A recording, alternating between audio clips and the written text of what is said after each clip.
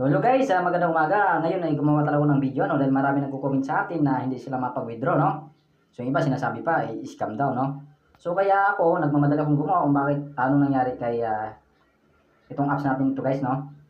Okay, so dito naglaro ako na, so umabot ng 300 plus, no? So hindi dito kagad para lang mapakita sa inyo kung ano yung problema. So dito guys, kanina may turnover diyan, nakalagay diyan turnover, ano, kung magkano pa. Ngayon kung mayroon siyang turnover, ang gagawin natin, laruin pa natin siya ng laruin, ano? Kasi hindi natin talaga mabi-withdraw yan. So tulad niyan, wala na siya nakalagay na turnover. So pwede tayo mag-withdraw guys, no? So ayan, refresh muna natin. So balik tayo guys. I-refresh lang natin, ano? Para makita natin guys. Yung iba, nagtataka ako guys, ang lalaki na yung pera nila sa account nila. Pero hindi daw ma-withdraw. Yung nga lang guys, hindi ko rin alam kung ano yung problema. Pero ang pinaka-unang problema talaga yun dyan, mga diskarte is yung turnover, ano? So tulad dito, dahil wala na akong turnover, so yan, pwede na ako mag-withdraw. So papakita ko lang sa inyo, no, kung talagang legit pa ba siya.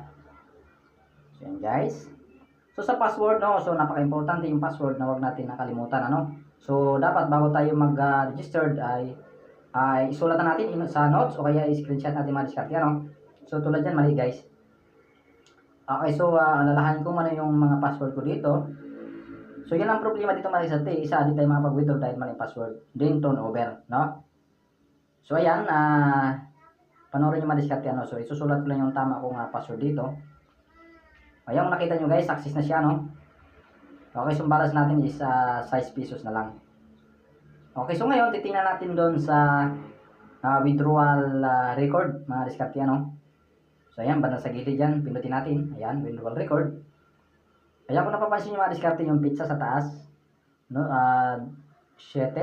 Ayan, ngayon yan guys, linggo. Yung status niya is processing, no. So maya maya guys, antayin lang natin, ano, i-post ko muna ito. Titingnan natin, antayin natin. So ayan guys, withdrawal success na, no. So pinost ko lang ng ilang minuto. Withdrawal success yan, makikita nyo ganung pizza pa rin. So napakaligit pa naman niya mga diskarte, ano. Hindi ko lang alam kung ano yung problema ng iba, pero ang unang problema talaga mga diskarte is turnover, ano. Kahit malaki na yung pera mo, basta't may turnover, hindi mo pa siya ma-withdraw. Kaya ang gagawin natin, laruin pa natin siya ng laruin. Halimbawa, magkano pa yung turnover niya, 500 or pababa, kailangan umabot pa yung bid natin tsaka yung panalo ng 500 para makuha natin yung matanggal yung turnover na yung mga diskarte, ano. So yun lang ang pinaka problema dito guys. So sana nakatulong. So maraming salamat guys.